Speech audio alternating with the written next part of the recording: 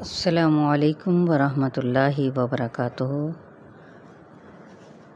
رب اشرح لی صدری ویسر لی امری واحلل عقدۃ من لسانی یفقہوا قولی۔ پارہ 16 سورہ طٰہٰ، آیت نمبر ہے 123 سے۔ اعوذ باللہ من الشیطان الرجیم، بسم اللہ الرحمن الرحیم۔ قال اهبطا منها جميعا بعضكم لبعض عدو فإما يأتينكم مني هدى فمن اتبع هداي فلا يضل ولا يشقى۔ قال اهبطا، فرمایا دونوں اتر جاؤ، منہا اس سے، کس سے یعنی جنت میں سے، جمیعاً سارے کے سارے، بعضکم تم میں سے بعض، لبعض بعض کے لیے، عدو دشمن ہوں گے، فاما پھر اگر یاتینکم آئے تمہارے پاس، منی میری طرف سے، ہدا ہدایت، فمن اتبع تو جس نے پیروی کی، ہدایا میری ہدایت کی، فلا یضل تو نہ وہ بھٹکے گا، ولا یشقی اور نہ ہی مصیبت میں پڑے گا۔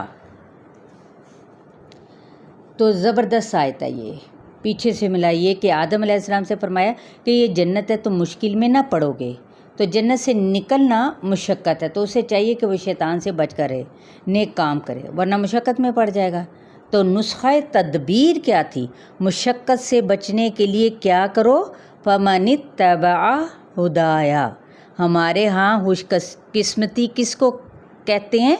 شقاوت، بدبختی اور مصیبت کے معنوں میں آتی ہے یہ۔ تو بدبختی کا متضاد خوش بختی، علامات کیا کیا ہونی چاہیے یا علامتیں کیا کیا ہیں؟ صحت اچھی ہو، نمبر 2 مال ہو، نمبر 3 ضروریات۔ جس کے پاس یہ تینوں چیزیں ہیں وہ کیا ہے؟ وہ آج کے دور میں خوش قسمت ہے۔ لیکن اللہ کے ہاں خوش قسمتی کے اصول کا راز کیا ہے؟ وہ ہے ہدایت کی پیروی۔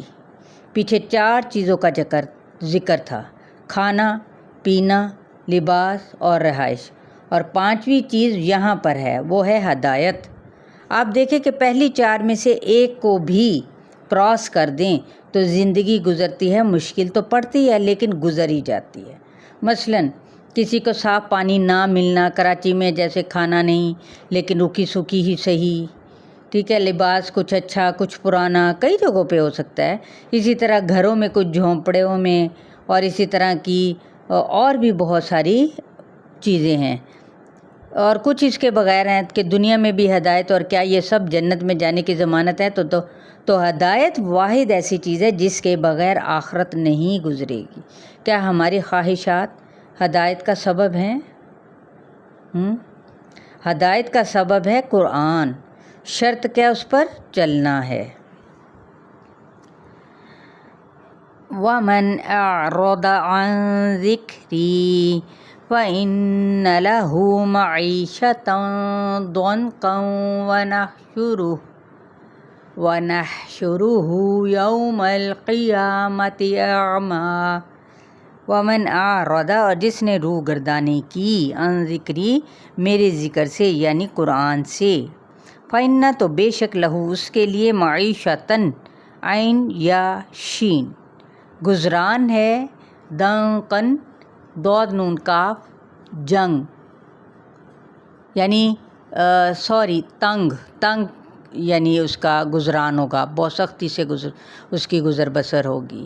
وَنَحْشُرُهُ اور ہم اکٹھا کریں گے اس کو، یوم القیامت قیامت کے دن، اعمیٰ اندھا یعنی اندھا اس کو اٹھائیں گے۔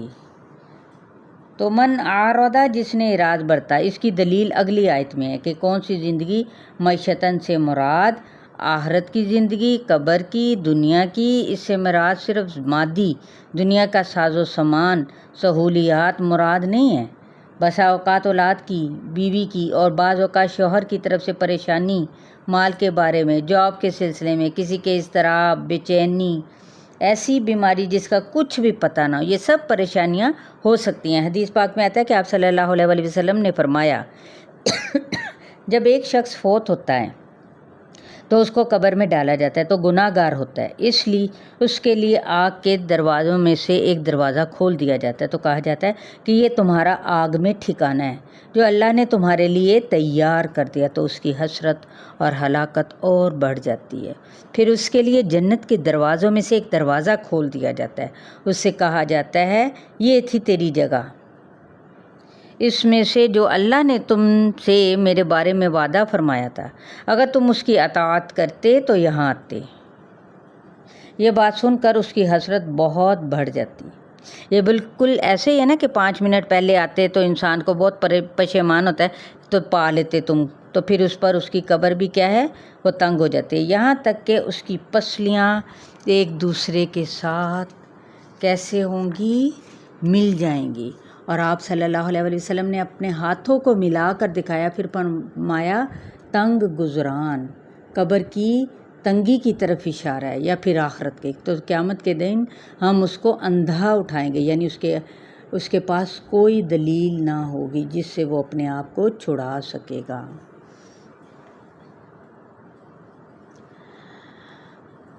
قال رب لما حشرتنی اعمی وقد كنت بصیرا، قال وہ کہے گا رب اے میرے رب، لما کیوں، حشرتنی تو نے اٹھایا مجھ کو، اعمی اندھا، وقد حالانکہ تحقیق، کنت میں تھا، بصیرا دیکھنے والا۔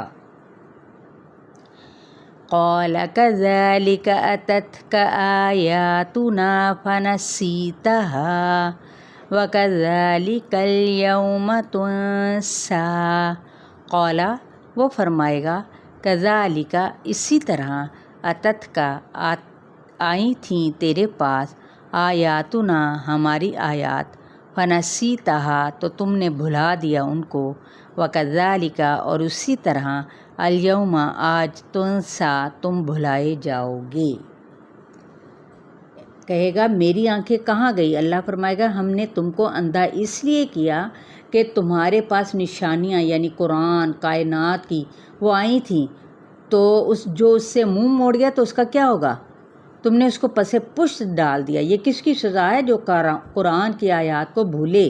بھولنا کیا ہوتا ہے کہ پڑھ کر بھولے ہوئے ہیں، ویسے تو آیات خوب آتی ہیں لیکن پڑھ کر بھولے ہوئے ہیں، یعنی عمل بھولا ہوا ہے، تو اس کے باوجود ہمارا طرز عمل کیا ہوتا ہے کہ کس کی طرف توجہ ہے، کھانا پینا، لباس، خوراک، گھر، اور بس 5ویں چیز تھی ہدایت، تو اس کی طرف تمہاری کوئی توجہ ہی نہیں ہے، ہم اس کو اندھا اٹھائیں گے، لہٰذا آج تمہاری کوئی وقت اور حیثیت نہیں ہے۔